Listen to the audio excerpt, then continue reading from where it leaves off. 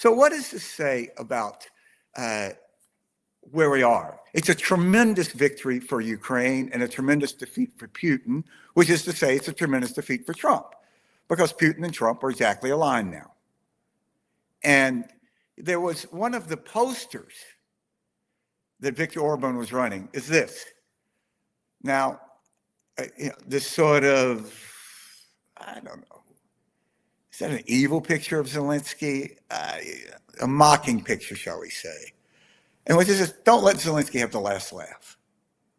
I mean, they're openly running against Zelensky, where if Zelensky and Ukraine loses, he doesn't think Hungary and Poland, they're going to be next on the appetizer list.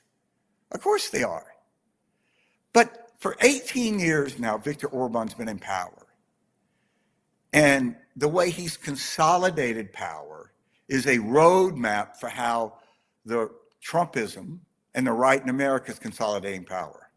Through a combination of corruption, making enemies rich, making allies even and friends even richer, by consolidating media, by normalizing things like we don't want mixed races. I mean, a head of state of Europe said that in 2022. I mean, what happened to never again? I mean, Hungary's history? Really? You're talking about mixed race? I mean, good God. It was so bad that some of his own cabinet resigned. And let me tell you, how bad do you have to be in Viktor Orbán's cabinet in the first place? And then you're still offended by this. So this is a tremendous win for, in the best sense, liberalism, of tolerance, of the Enlightenment, of the idea we will celebrate differences, of the idea that diversity is strength. All of which is just proven by the American history and proven by what's happened since World War II in Europe. I mean, this pact, NATO, that Hungary is part of, but Viktor Orbán is part of it in the way somebody who's like, doesn't really want to be married and hadn't seen his spouse in years and is all but divorced, but in name only. He doesn't want NATO. And he's been blocking NATO's support of Ukraine on multiple ways. Most notably, probably most critically, most recently, consistently backing the use of $90 billion of seized Russian assets to be given to Ukraine. And hopefully now that this fat little thug is out, that'll be able to happen. So Hungary, what would Hungary be without NATO? What would Hungary be without the Pax Americana?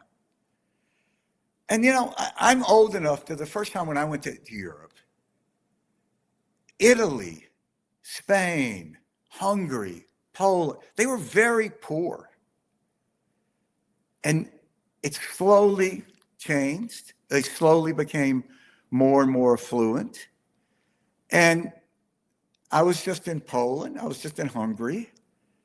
I mean, it's an explosion of affluence. It's like they've fallen in love with American malls. And you cross the border to Russia? What percentage of households in Russia have indoor plumbing? I mean, it's a complete failed terrorist state. And same way with North Korea. And was it not for NATO, which is the most single successful alliance in world history, this wouldn't have happened. And this made America rich. This helped America in ways that are just incalculable. Some are calculable, but some are incalculable. The free flow of trade. The idea that we have trading partners north and south of us, that we have markets for what we make, and stuff we don't make, we can import. And, this is the one thing I don't get about people Trump's an example. Peter Thiel, who invented J.D. Vance.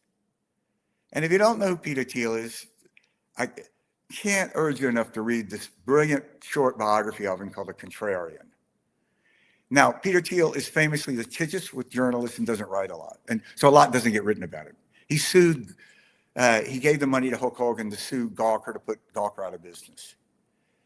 And he hates the press. And he's a billionaire. And he said openly he doesn't believe in democracy. J.D. Vance used to work for him.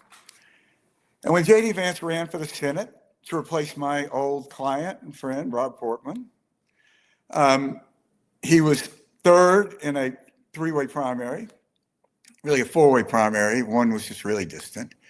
And then Peter Thiel put $16 million in a super PAC, which in the Republican primary in Ohio is a lot of money. And J.D. Vance won the primary and became the Republican nominee. He then went on in the general election to do something that I would have thought was statistically impossible just in a poli-sci way. He got 400,000 fewer votes than the Republican governor. So think about that. You're a Republican. You go to vote. You vote for the Republican governor, who was a good, bland governor. And you don't vote for the Republican Senate candidate? 400,000? That's a lot of goddamn people.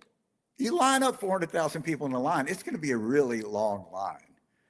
And that kind of ticket splitting just rarely happens.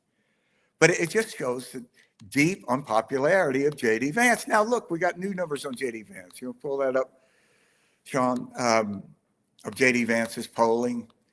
He is now the most unpopular vice president ever. Record low. And let me tell you, we've had some really unpopular vice presidents, just least we forget. Like one went to prison. Of course, what Spiro Agnew went to prison for, taking cash, just, I think $10,000 or something. I mean, in this Trump world, in the Jared Kushner Trump ocracy, that's like a tip you would leave. They're taking so much money. And so here you have Donald Trump Jr.